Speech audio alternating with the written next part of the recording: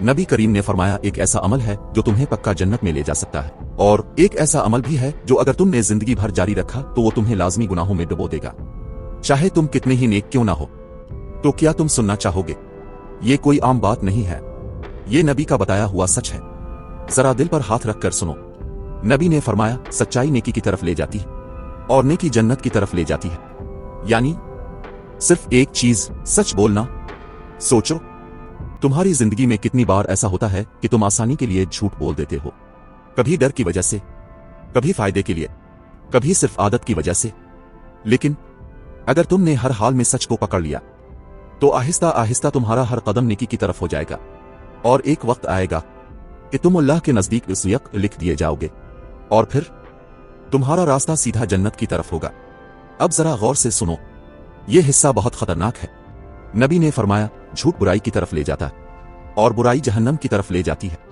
यानी अगर तुमने झूठ को अपनी जिंदगी का हिस्सा बना लिया तो क्या होगा? पहले छोटा झूठ, फिर बड़ा झूठ, फिर हर बात में झूठ, और तुम्हें खुद भी पता नहीं चलेगा कि तुम कब गुनाहों में डूब गए।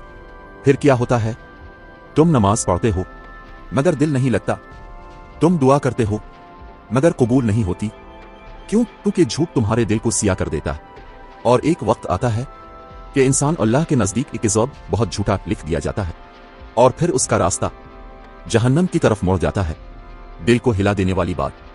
सोचो, तुम अपनी पूरी जिंदगी इबादत में गुजार दो, लेकिन अगर तुम झूठ नहीं छोड़ते तो तुम खुद अपनी जन्नत का रास्ता बंद कर रहे हो।